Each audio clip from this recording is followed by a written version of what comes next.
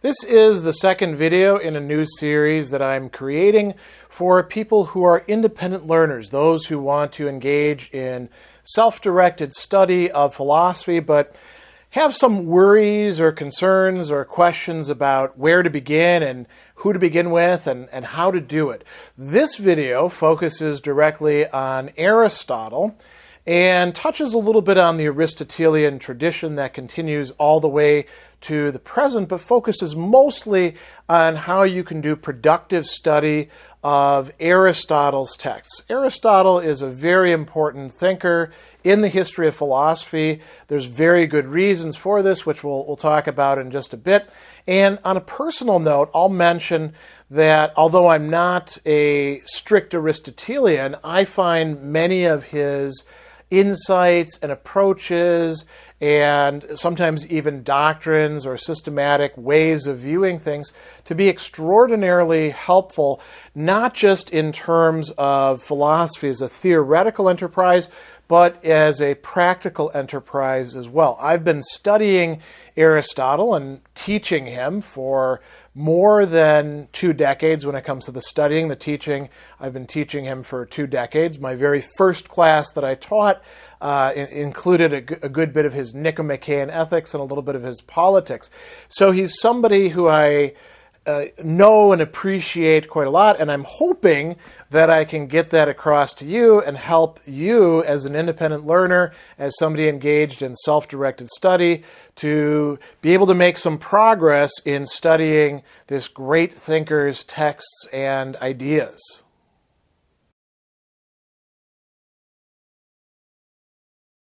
It's a legitimate and worthwhile question. I think it's certainly one that you ought to ask yourself. Why should I study Aristotle in the first place? This is a question you can ask of anybody who you're going to devote time and thought and energy to. So in Aristotle's case, there's going to be a lot of good answers to this, but let's deepen the question. You've only got so much time, you've only got so much energy, you've only got so much capacity to store things in your mind and to learn new things.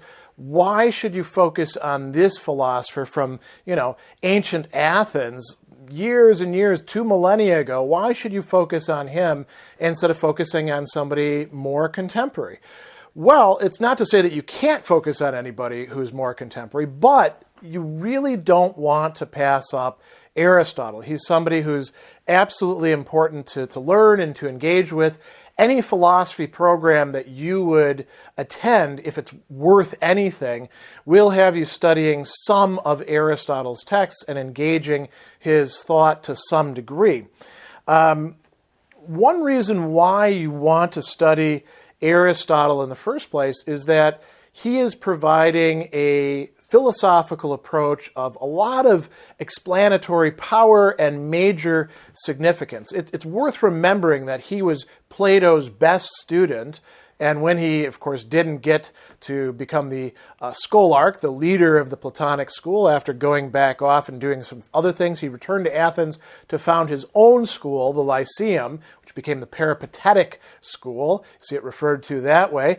And this has been viewed not only as one of the very important philosophical schools of the ancient world, but it played a major role in medieval philosophy. It continued on through modern philosophy, and there are neo-Aristotelians in the present. So by studying Aristotle, you're prepping yourself for, understanding a lot more than just Aristotle himself.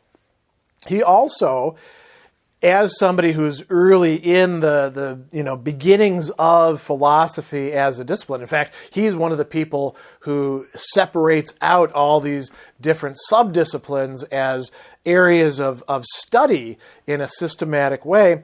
He sets some central problems and issues and even vocabulary in ancient Greek, of course, translated into all sorts of other languages. So he sets those things for us, and it's worthwhile studying his texts and his thoughts so that you can familiarize yourself with those, and then when you encounter them in other thinkers, you know what you're running into. He's also exercised an incredible amount of influence on other philosophers down to the present time, there isn't a period of history within the West where he didn't have some influence. You could say, well, what about the Middle Ages before they rediscovered Aristotle? They still had some Aristotle. They had the categories and on interpretation, and they knew about Aristotle's doctrines from people like Seneca and Cicero, and so, and Boethius. So there was some discussion of him, even when they didn't have all of the texts in hand. But in the Islamic world, in the Byzantine world, they had Aristotle throughout all of that time. And, you could say, well, what about the modern period where we rejected Aristotle? Didn't Galileo say that, we could get rid of all this silly Aristotelian physics? Well, true. And there were a lot of people who rejected, the scholastics and Aristotle. But when you're rejecting something, that is being influenced by it, right? It's your enemy. It's your rival. And Aristotle, like many other philosophical figures and movements, has had his rises and falls. Right now, this is a time in the 21st century where there's a very strong neo-Aristotelian movement going that's been strong for quite some time. Aristotle never really went out of favor in some circles anyway. But, the point is, his influence extends throughout the entire history of philosophy, so he's worth studying for that reason as well.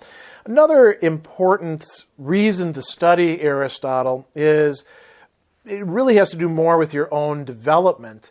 What you're going to encounter in reading through his text is a systematic treatment of areas or objects of knowledge. He treats things in what he views as a scientific or disciplinary way. And so whether you agree with him or disagree with him, it's well worth knowing what he has to say and where he draws the divisions between the different disciplines.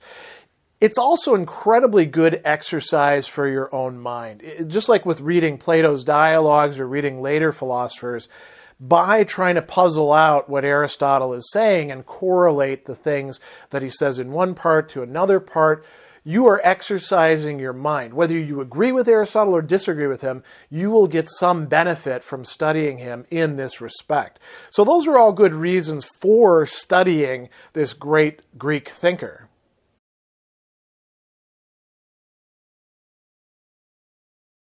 When you're going to engage in self-directed study, there's a set of very practical questions that you're going to ask about the texts, which texts you ought to have, which translations, which editions, and how you ought to be studying them. So let's start by talking about editions and translations first.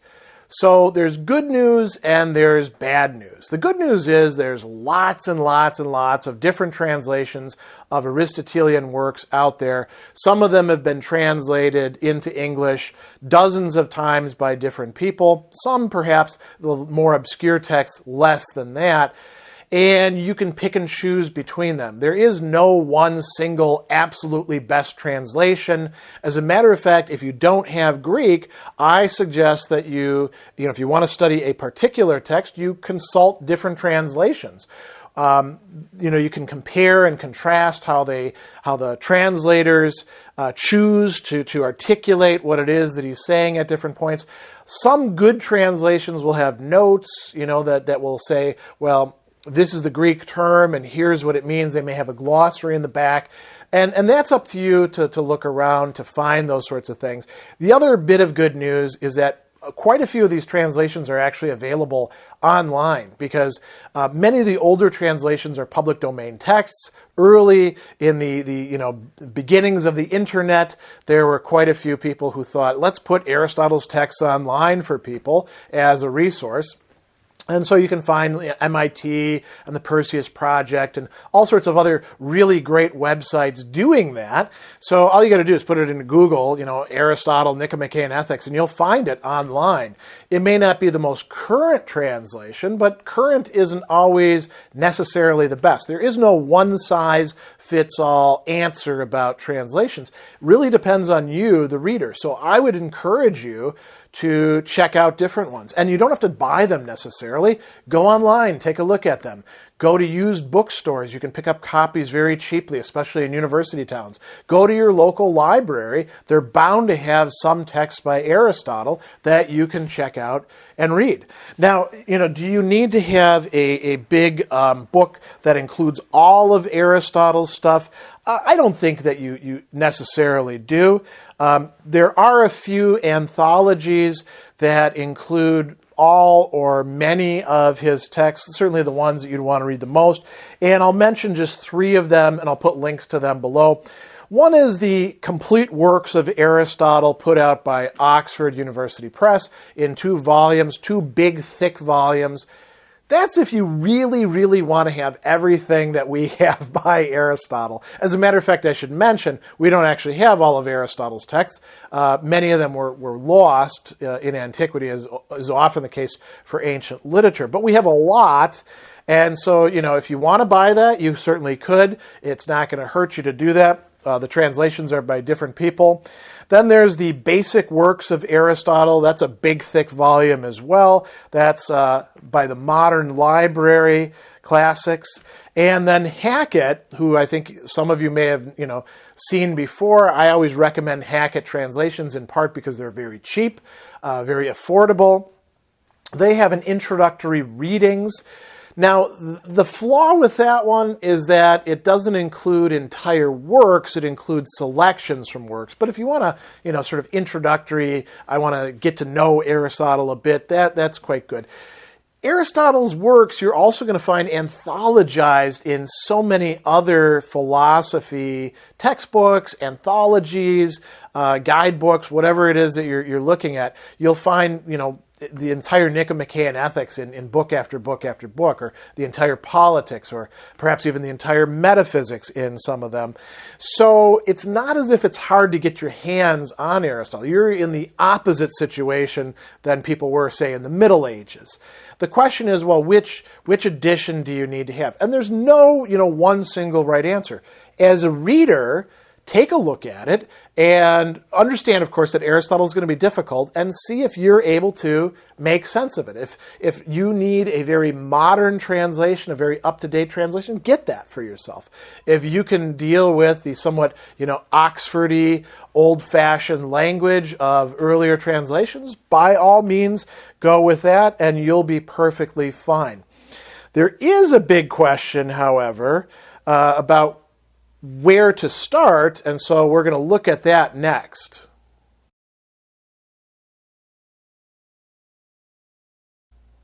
Once you've supplied yourself with perhaps a beginner's library or an anthology of Aristotelian texts, the next question that comes up is, well, where should I start? Which book should I read first? What's the introductory book to Aristotle? And unfortunately, there's a little bit of bad news. There is no introductory book to Aristotle. There is a sort of prescribed traditional way of going at Aristotle's works, but it's not really that helpful to do that. And this prescribed way is to begin with what we call the organon, which is the logical works. And they usually begin first-time readers with a book called the Categories. And that's when I first started reading Aristotle. That's what I got. And I've actually, this is a little bit of a digression. I shot a bunch of core concept videos, and I'm putting together an online course for learners on the Categories because so many people get prescribed this and they're like, what in the hell is this? I have no idea what he's talking about or what any of this is supposed to mean.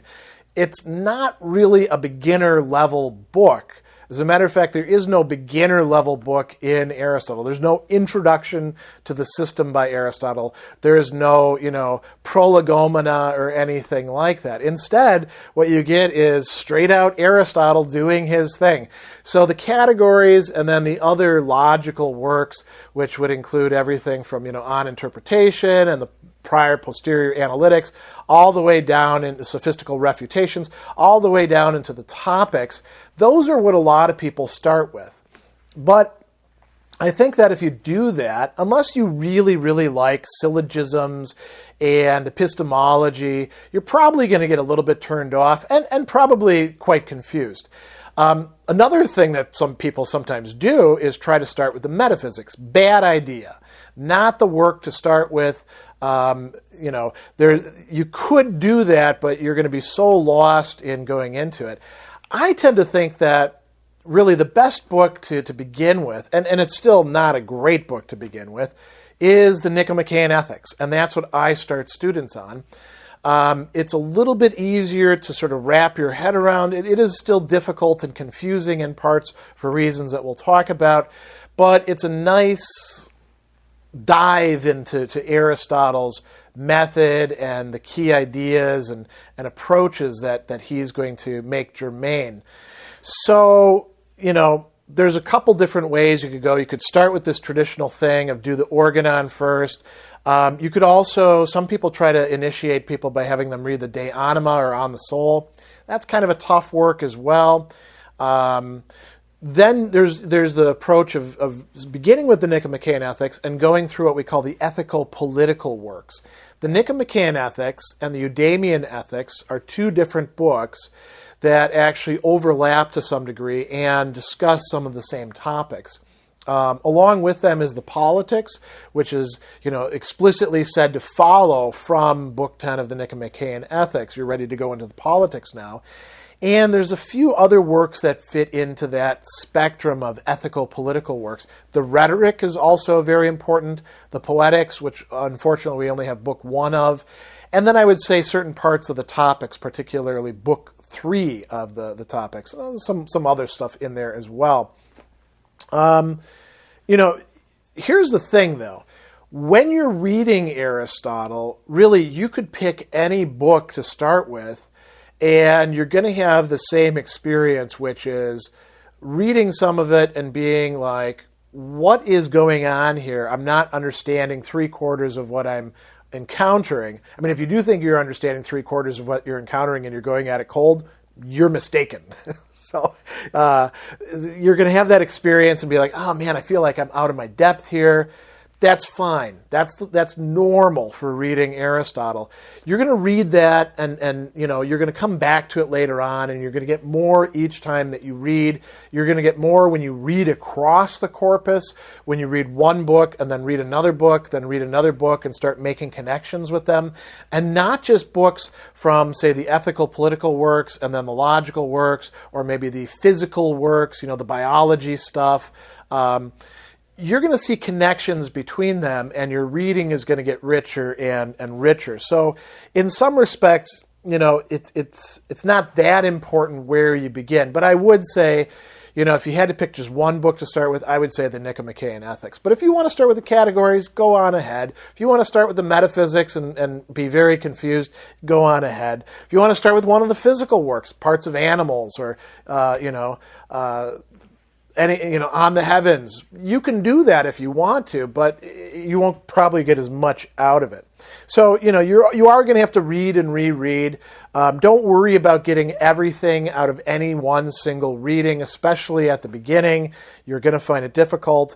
Another thing I do want to point out at the start is that when you read a text and then you read another related text, the translations may not translate the Greek terms exactly the same way. So that, something that's being discussed in the Nicomachean Ethics may not have exactly the same wording as what's being discussed in the Politics or in the Topics or in On the Soul. And you have to do a bit of philosophical detective work sometimes. This is where having a glossary that has the Greek terms could be quite useful for you, so that you can figure out, he's talking about the same thing at this point. Another thing to keep in mind as well, I would say, is don't assume, and this goes for any philosophical reading, that terms that you're encountering in English mean exactly the same thing as they do in our normal, everyday speaking about things, or correspond directly to dictionary definitions. Philosophical vocabulary is a bit different, and so you need to be attuned to that so that you don't confuse yourself too much in that way.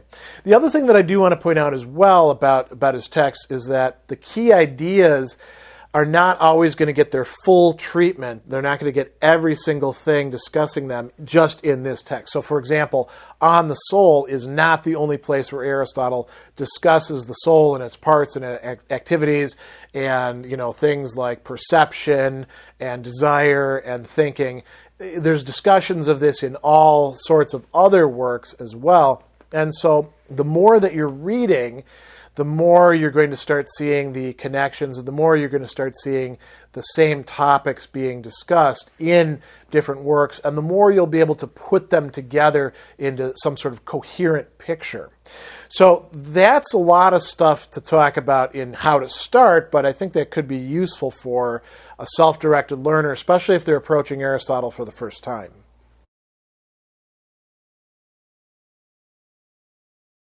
I do also have some useful advice for you that stems directly from the genre and approach and structure of Aristotelian texts themselves. And this is based on reading and rereading and also from teaching, where I see students running into problems. So there's a number of different things that fall into this, and hopefully these tips will be helpful for you. The first thing that I do want to say is that when you're reading Aristotle, try not to bring too many assumptions and structures and demands from the outside to superimpose upon his works. You really need to learn from Aristotle himself, reading his works, or somebody else who can guide you through that, how the works are structured and how the different divisions or disciplinary areas are going to be distinguished from each other, and what they require. So, logical works are going to read a little bit differently than the physical works, are going to read a little bit differently than the ethico-political works, and so on. So Aristotle himself will give you clues about that, and sometimes he'll actually give you outright doctrines. He'll say, for example, that ethical topics are not the same thing as physical topics, or that, looking at the soul, the physical philosopher, or like somebody doing medicine, is going to look at things in a different light than will the dialectical philosopher, the psychologist who's interested in how the soul works and how the emotions function. So that's one important thing. Another thing that's really closely connected with this is don't expect to get a completely systematic, comprehensive discussion of most topics from Aristotle. When he presents things in his philosophical treatises, which many people think are actually lecture notes, and the verdict is kind of out on that, whether that's really the case or not, he'll often tell you, I'm going to give you the outlines of things, you have to fill them in. And so he'll give you examples, he'll say this is connected to this, but he doesn't flesh everything out all the time. This is particularly the case in those ethical political works like the Nicomachean Ethics, the Politics, the Rhetoric. He says, I'm giving you the structure, you have to actually fill it up with content. I'll give you a few examples to help you along the way, but it's up to you, the reader. And so when you're reading that sort of thing, you do want to try to think about, how would I apply this? How would this actually work out? And when you run into something where there isn't necessarily an answer, where it seems like he's just stopped here, that's going to be the way it is. It's underdetermined. And so you can't expect the same sort of comprehensiveness from Aristotle as you might from a later philosopher. Another thing that's really important to keep in mind for many of Aristotle's works is that they are what he calls dialectical, at least in parts. So what does this mean? This is something he talks about in the topic. So if you want to understand Aristotelian dialectics, then you want to read that work, The Topics. But I'm going to give you a sort of a thumbnail sketch. And you'll see this playing itself out in so many of his works, particularly in the introductory material, but also going from book to book to book, that is chapter to chapter to chapter in modern parlance, right?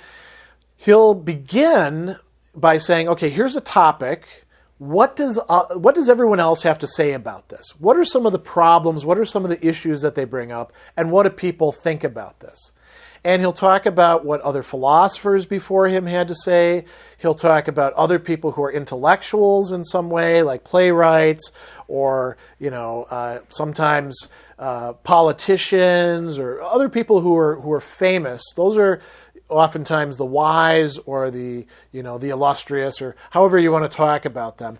And then he'll also talk about what most people, or many people, think about a particular topic as well. And now, why is he doing that? Well, he doesn't think that you have to reinvent the wheel when you're doing philosophy. As a matter of fact, instead of just trying to go off by yourself and clear your head and then think about something, with your own original thoughts, you're probably actually better off seeing what other intelligent people who are able to function well, had to say about it. So those are what we call endoxa. Those get translated as starting points or opinions, and he generally begins by looking at those, but that doesn't mean that he accepts all of them on face value.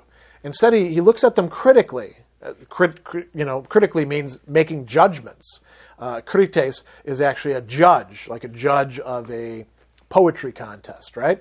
Or a judge in a trial.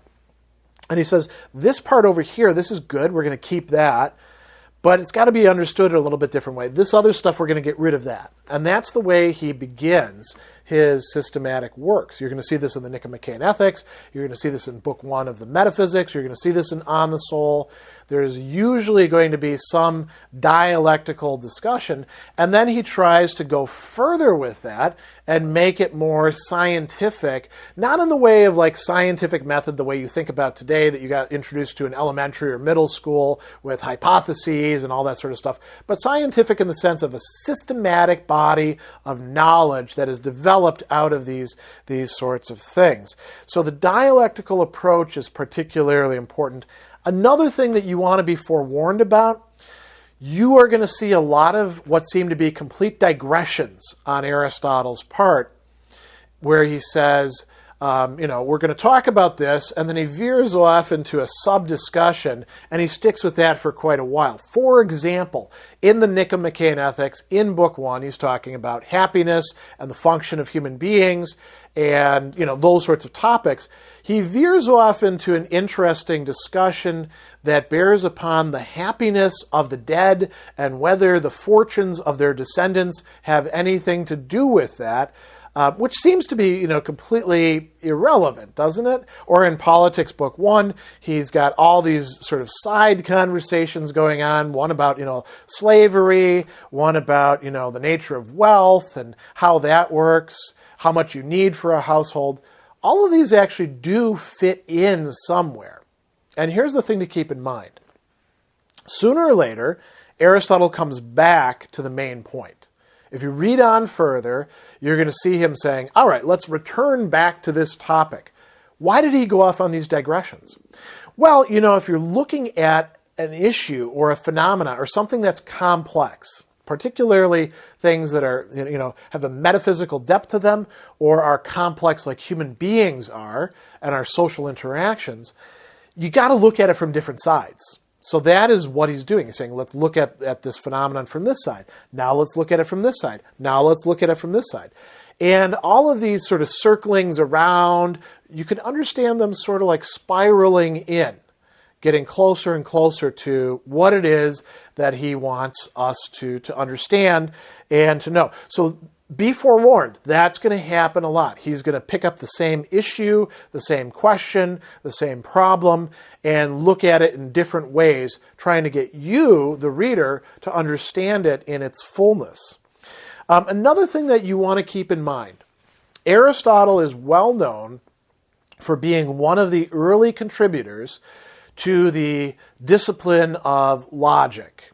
And as a matter of fact, I mentioned the Organon. If you read his logical works, you're going to see a lot of what we nowadays call logic and a lot of epistemology and sort of, methods of inquiry in there. He doesn't always follow that. As a matter of fact, in the ethical political works, he rarely sets things up in terms of explicit arguments and syllogisms. There are a lot of people who want to try to read that in. That's usually a mistake. As a matter of fact, even great thinkers like Thomas Aquinas in their commentary on Aristotle will often fall into this trap of thinking that a syllogism is always this three-part argument with a major premise, minor premise, conclusion. The way that Aristotle uses syllogismos, right, or syllogisthein, which are the Greek words that we get syllogism from, it's a little bit broader than that.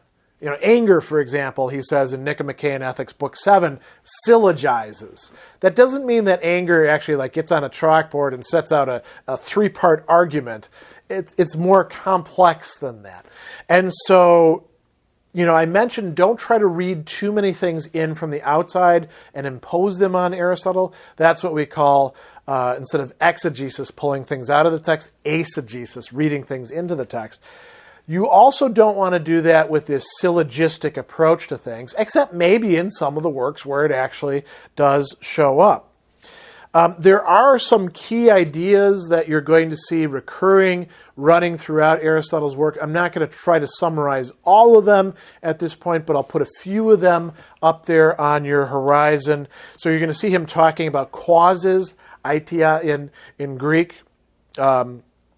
Those are the explanations for why something is the way it is, why something exists, why it's in the condition that it is.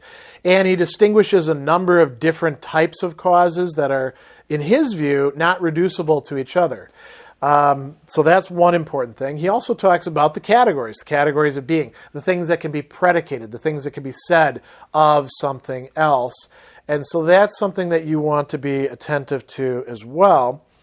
Another key idea is that of the mean or middle. This is really important in his ethics, but it shows up also in the rhetoric and in the poetics to a little extent, and also in the politics, some discussions of that. This is the mesos, that's something that's in between. This is absolutely central to Aristotle's virtue ethics as he articulates it in his ethics.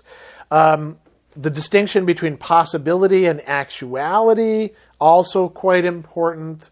The notion of there being ends, a telos to something, a good or purpose to that. That's one of the four causes, but that also plays a major role. And you can have these complex entelechy, these systems where there's this relation, sort of a hierarchical setup where the thing that's, the end is really a means to something else. And this is very important for Aristotelian reasoning. He's also very interested in the relationship between parts and wholes as well. And you're going to notice one other thing, and this is something I'll end on, you can really take to the bank with you, as we say. Aristotle will make lots of distinctions. Now, that's something that philosophy is particularly good at. Where does he make distinctions? Does he make distinctions just for the sake of making them? No. Very rarely does he do that. So whenever you see him saying, well, this can be understood in this way, or this way, or this way, there's something there that you shouldn't discount. He makes distinctions when we get to a term that is ambiguous, where it's got multiple meanings. For example, Nicomachean Ethics, Book 5, justice. Aristotle says this is a term that people get all, up in a disagreement about. They get all bollocksed up. Why? Because they don't realize they're not talking about exactly the same thing. This is a term that means multiple things that are connected with each other but aren't exactly the same. So he'll make distinctions, and it's very important to respect the distinctions that he makes. Maybe we want to make additional distinctions beyond them. For example, his distinction between three different main types of friendship. Maybe he didn't go far enough with that, right? But we begin with what he lays out for us, and then we can go further with these distinctions, as indeed many of the commentators do. So that's some advice for you about format, genre, structure of Aristotle's works. Hopefully that will be helpful to you to keep in mind as you're reading his stuff.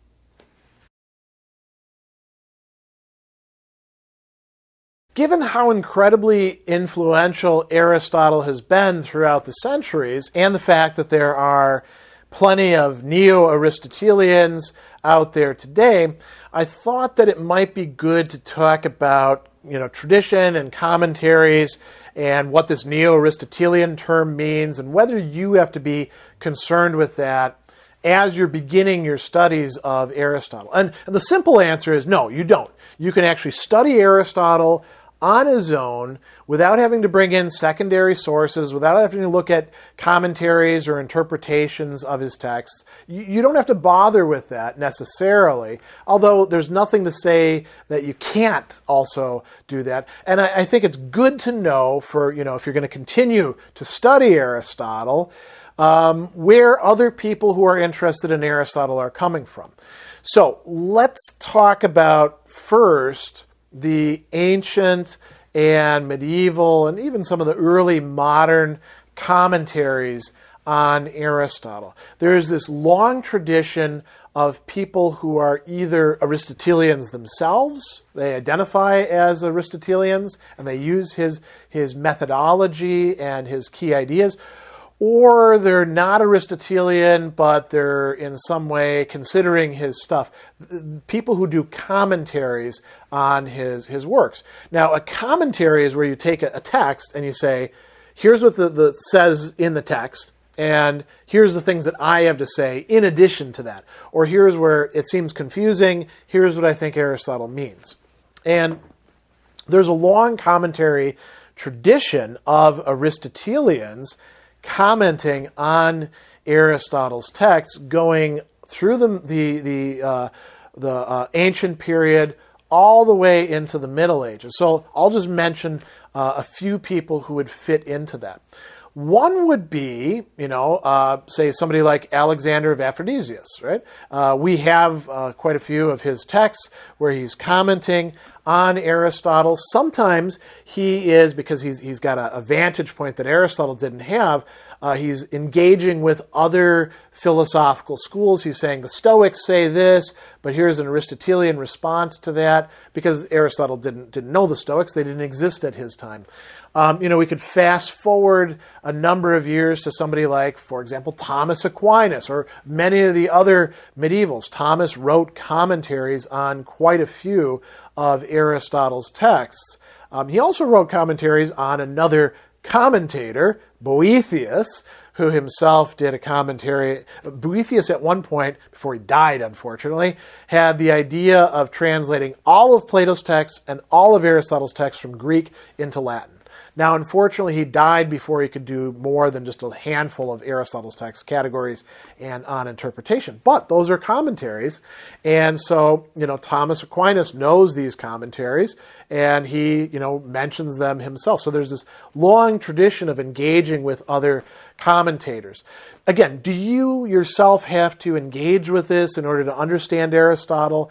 No, and as a matter of fact, at the beginning stages, I would say to stay out of that sort of thing altogether. Figure out, at least the rudiments of Aristotle's position before you start bringing in other voices, because they might sway you a little bit too much. We can also talk about more modern commentary, and this comes in the form of, books and academic articles, or, it could also be a bit more informal, like the videos that you see, taking classes, handouts, things like that. These are all attempts to try to make sense out of what Aristotle is saying, and they can be at a very, very high academic level, or they can be for beginners. The one thing that I would say to watch out for is anybody who claims to have a system for totally understanding Aristotle.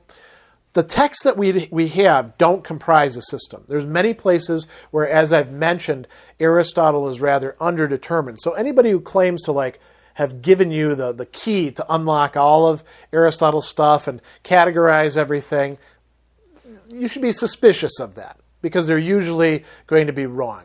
There's a lot of people who in the 20th century were quite enthusiastic about Aristotle and who provided interpretations of Aristotle, but we look at and we're like, yeah, I don't really think that going back to Aristotle's text, this is a faithful reinterpretation of Aristotle. You always have to ask, is there a back and forth between the texts? Not that people who bring something else to it and are also quite brilliant might not have something very interesting to contribute, but you always want to make sure that the thinker is front and center, not so-and-so's interpretation of the thinker. So, you don't want to take on the sort of modern equivalents of Thomas Aquinas. Thomas is taking Aristotle and reading him in a certain way. In some respects very respectful, but in other respects pasting and superimposing a lot of things on Aristotle, reading things in there that aren't necessarily there. And so, it's quite all right to use modern, articles or resources, books, commentaries on Aristotle. Just make sure that when you're doing that, you're not substituting a secondary text for the primary texts of Aristotle himself, and you're not making Aristotle say more than he's actually saying in his works. Now, I mentioned that there are neo-Aristotelians out there. You might say, well, what's the difference between them and Aristotelians? So, neo-Aristotelians is the word that we use for people who are using Aristotle. They're beginning from Aristotle, and then they're explicitly and deliberately saying, we got to add this stuff in. We have to reinterpret this. I understand that this is not what Aristotle said, but we're going to include something else. So, for example, I was at a conference a few years back, and there was a really great paper being put out about Aristotle and water ethics. And it was saying this is a neo-Aristotelian take. Aristotle thought that the universe was eternal and that resources were more or less not necessarily renewable, but inexhaustible. And he didn't have the conception of the environment that we have, but we do have this conception of a essentially finite and ruinable environment that we need to take care of. So we're beginning from these starting points, and then we're using Aristotle to talk about this sort of thing. That's what it means to be a neo-Aristotelian. A lot of the revival of virtue ethics in the 20th century, in the Anglo-American world, because it never actually went out of favor in France and Germany and other places like that, a lot of that is what we would call neo-Aristotelian. And some of it is not that closely connected with Aristotle's text, and some of it is very closely connected with it. There's also people out there who are neo-Aristotelian in a much more substantive way. You could think, for example, of Alistair MacIntyre and his project of tradition-constituted inquiry, running from After Virtue all the way through the works, Whose Justice, Which Rationality, all the way up to Dependent Rational Animals, and continuing on as well. That's Aristotelian, and that's there's many people who've been following him and using his work and expanding beyond it as well. So we can talk about revolutionary Aristotelianism. All of that is part of this great tradition of appropriating and reinterpreting Aristotle. Again, do you need to read that in order to understand Aristotle? Do you need to, for example, to read Alistair MacIntyre's After Virtue? You don't. You don't need to read commentaries. You don't need to read somebody's latest work about Aristotle. You can go to the texts themselves. But after you've been doing that for a while, you might want to become part of that larger conversation. And so you'll start looking around for that. And, there is no recipe or list of what the best Aristotelian source texts are, for literature on him or about him. But you'll sort of sort that out as you go along. So that's all I really need to say about that issue.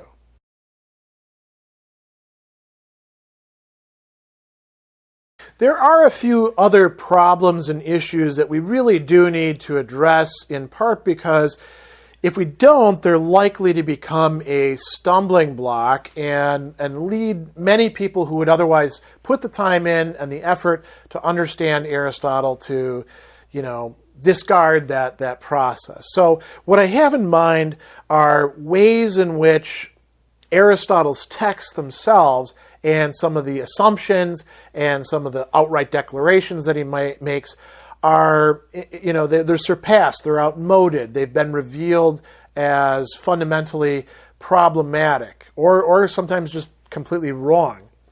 And so we could start by talking about his physics and his biology as well. I mean, Aristotle is doing good science for his time, but, science has passed him up. There are some people out there that are trying to do some things with Aristotelian physics or understandings of, biology in terms of entelechy or, discussions of Aristotelianism in mathematics. But most of those are what we call non-starters. It's probably not worth trying to resuscitate an Aristotelian point of view, at least in that respect. And his logic has not been discarded as such. I mean, if you take a logic course and it's worth anything, you will study some Aristotelian logic, and that's fun, and that's usable for some things. But, modern logic has indeed gone beyond it. As a matter of fact, the Stoics already went beyond the Aristotelian logic and contributed some new things. But it's still worth studying. It's just Aristotle's logic doesn't cover everything that it would need to. When we move on to matters of the ethical and political works, we see that Aristotle's point of view is, to a large extent conditioned by the culture of his time. He says a lot of boneheaded things about women, about people who are in a slave or subservient position, about working people in general, about everybody who's not a Greek, the people that he calls barbarians. And when you see these sorts of things, you have a couple different choices. You could ask yourself, well, what is he really getting at here? Or you could say, oh, this is awful. These are not acceptable things to be saying. Let's throw the book away. Or you could say, I wonder if in Aristotle's texts there are some resources for rethinking this.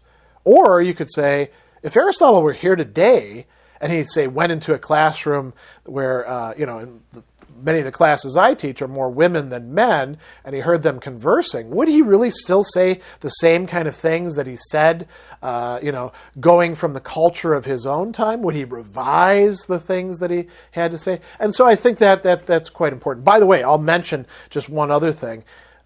Many of the Aristotelian scholars of the 20th century who I cite in my own research and who I have derived a lot of benefit from in reading are in fact women. Julia Annas, Gisela Stryker, we could go down the list of really important thinkers. Amelie Rorty, so clearly they don't think that you should just throw Aristotle away because he said stupid things about women, that he would probably revise in the present.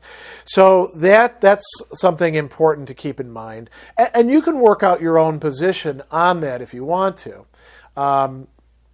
There's one other thing as well that I think is worth bringing up.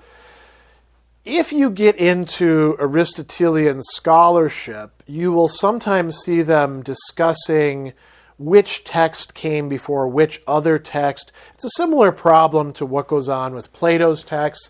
It's what we call the genetic ordering, right? Where did this text come into being in relation to others?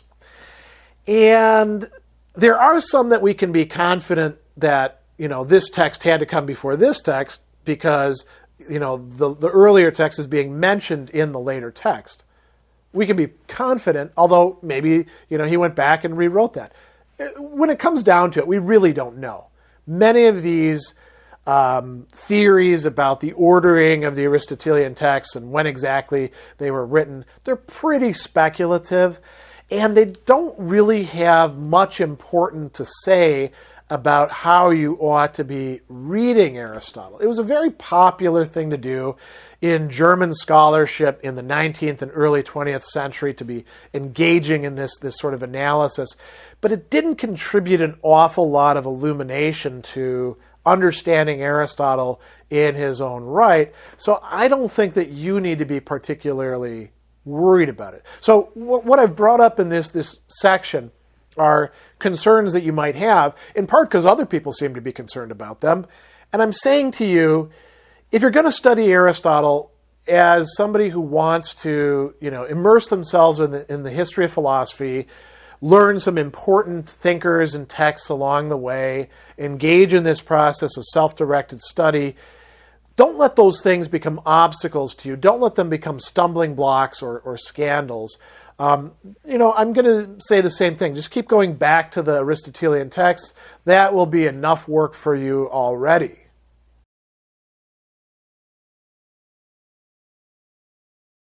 So I've got a few final thoughts. First of all, if you are studying Aristotle on your own, doing self-directed study, that's really great. I congratulate you. I'll congratulate you more after you've read your way through some Aristotelian texts, but I think it's a wonderful thing for you to be doing. He's such an important philosopher, and it's going to be a good bit of work for you.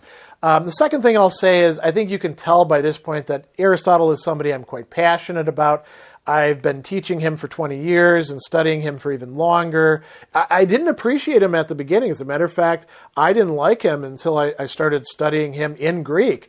And then so many things opened up for me. But a lot of other people read him or encounter him in my classes, and they're like, this is really wonderful, great stuff. And I'm always happy to see people turned on by Aristotle. The third thing that I'll say is, like most philosophers, you can get a long way by studying Aristotle, but don't expect him to have an answer to everything. That's asking too much of somebody who is, removed from us by 2 millennia and a lot of culture and a number of different assumptions. But he does provide us with a really powerful way of approaching things, and you're going to find so much cool, useful stuff in his text. That's probably a great place to end this. So if you've watched your way through this whole video, I hope you get cracking on reading Aristotle's text. Just keep working at it, and you will find it quite rewarding.